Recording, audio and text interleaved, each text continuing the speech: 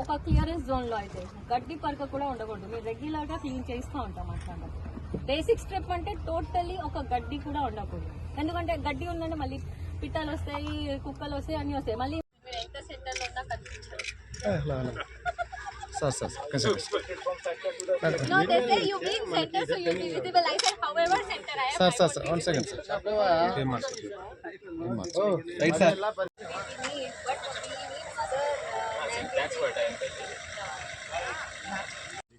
పెద్దాయన దృష్టిలో ఉంది. ఎస్ రవి వచ్చి మన రెవెన్యూ మినిస్టర్ సత్యప్రసాద్ వాళ్ళ కాన్స్టిట్యూన్సీ అతను అందరికీ అన్నోళ్ళకి బాగా క్లోజ్ అయిన పర్సనే, మన ఇద్దరికి తప్ప మిగతా వాళ్ళందరూ క్లోజ్. మా రైతులు మొత్తం దానికోసం రెడీగా ఉన్నారు.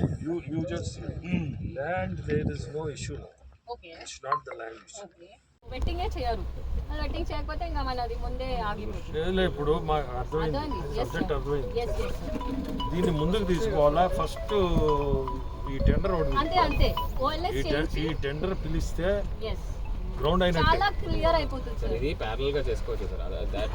ప్రాజెక్ట్ ముందుకు తీసుకెళ్ళడానికి చాలా ప్రయత్నాలు స్టేట్ గవర్నమెంట్ నుంచి, సెంట్రల్ గవర్నమెంట్ నుంచి ఉన్నాయి కాబట్టి ఈ టీం ఈ రోజు రావడం జరిగినాయి. సో వీళ్ళకి కూడా అన్ని సపోర్ట్ మన సైడ్ నుంచి, డిస్ట్రిక్ట్ అడ్మినిస్ట్రేషన్ సైడ్ నుంచి ఇస్తున్నాము. దీనికి సంబంధించిన మ్యాప్లు కానీ ఇంకా దీన్ని ఏ విధంగా ముందుకు తీసుకెళ్ళాలి అనే దాన్ని కూడా వాళ్ళతో డిస్కస్ చేయడం జరుగుతున్నాయి. అదేవిధంగా మనము రైతులకి ఇంకా మొత్తం 1400 ఎకరాలు ఇక్కడ ఎయిర్పోర్ట్ కోసం ల్యాండ్ అవైలబుల్గా అవసరం ఉన్నట్లయితే దాంట్లో సుమారుగా 700 ఎకరాల దాకా మనం ల్యాండ్ అక్విజిషన్ చేసుకొని మన చేతిలోనే ఉన్నాయి, మన పొజిషన్లోనే ఉన్నాయి. దాంతో ఆ ఒక ల్యాండ్ బ్యాంకుతో మనం వెంటనే ఏ యాక్టివిటీస్ ముందుకు తీసుకెళ్ళచ్చు అని అది కూడా ఒకసారి ఎయిర్పోర్ట్ అథారిటీ ఆఫ్ ఇండియా, అదేవిధంగా airport development corporation of Andhra Pradesh వాళ్ళిద్దరితో మాట్లాడుకొని ఖచ్చితంగా ప్రయత్నాలు ముందుకు తీసుకెళ్తాము. అదేవిధంగా ఆనరబుల్ ఎంపీ గారు కూడా చాలా వరకు ఎఫర్ట్ పెట్టి ఉన్నారు ఈ టీం రావడానికి. సో వీళ్ళందరికీ కూడా నా కృతజ్ఞతలు. అదేవిధంగా మనకు వచ్చిన ఈ టీంతో కూర్చొని డిస్కస్ చేసుకొని దీనికి కొన్ని టెక్నికల్గా ఉన్న ఇష్యూస్ చెప్పి ఉన్నారు. సేయింగ్ దట్ స్టడీస్ కొంతవరకు జరగాల్సినవి ఉన్నాయి.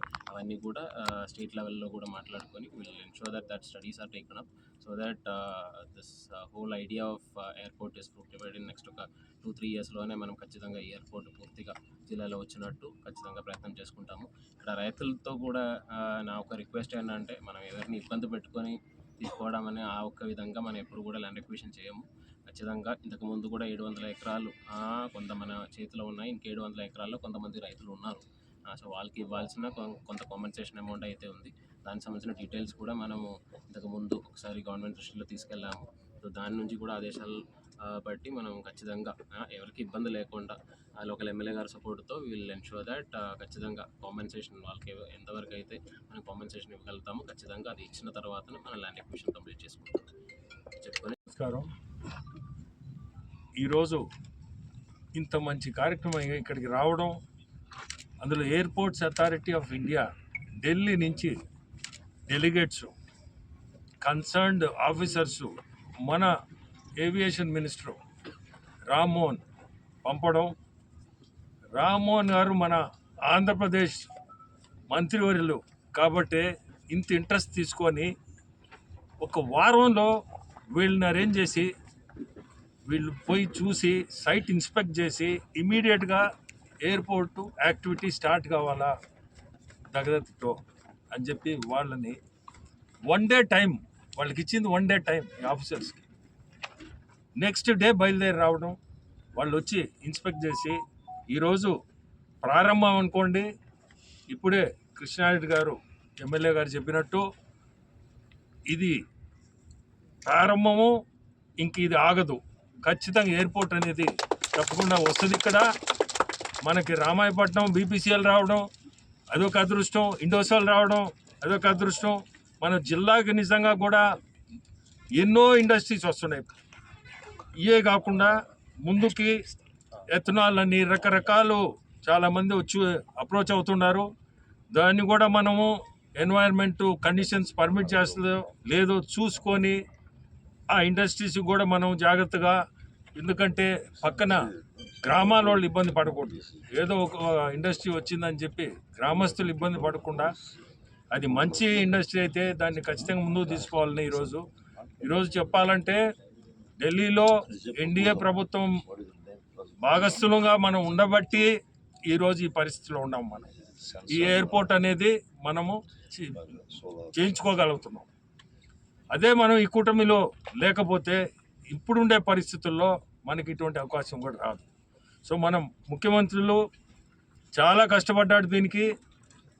ఢిల్లీ పోవడం ఏదో ఊరికనే పోయి వచ్చానని కాకుండా ఈ దామారం ఎయిర్పోర్ట్ని మన ముంగిటికి తీసుకొచ్చే నిమిత్తంలో భాగంగా ఈ రోజున ఇక్కడికి వచ్చేసినటువంటి అందరికి కూడా ధన్యవాదాలు తెలియజేస్తూ 2019వ సంవత్సరంలో మన ముఖ్యమంత్రి వర్యులు శ్రీ నారా చంద్రబాబు గారి నాయకత్వంలో ఈ ప్రాంతంలో భూమి పూజను ఏర్పాటు చేసి వారి చేతుల మీదుగా భూమి పూజ చేసి నెల్లూరు జిల్లా అంటే భారతదేశంలోనే తలమానికమైనటువంటి కాంట్రాక్టర్లు, హోటల్ ఫీల్డ్, ఎక్కువ మంది వివిధ ప్రాంతాలకు సంచరించేటువంటి నెల్లూరు వాసులకి ఎయిర్పోర్ట్ని అందించాలి.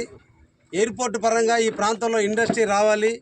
కృష్ణపట్నం పోర్టు, రామాయపట్నం పోర్టును అనుసంధానం చేసుకుంటూ ఎయిర్పోర్టును కానీ ఏర్పాటు చేస్తే ఇది అన్ని విధాల లాభసాటిగా ఉంటూ నెల్లూరు జిల్లా ప్రాంత వాసులకి, దేశంలో ఉన్నటువంటి మిగతా పారిశ్రామికవేత్తలకి అందరికీ కూడా అనుసంధానం జరుగుతూ మన ప్రాంతంలో ఉన్న యువతకు అంతా కూడా ఉద్యోగ రూపకల్పన చేసే నిమిత్తంలో తాంబారంలో ఎయిర్పోర్టు నిర్మించాలని నాడు మన ముఖ్యమంత్రి చంద్రబాబు నాయుడు గారు తలుచుకోవటం, తలిచిన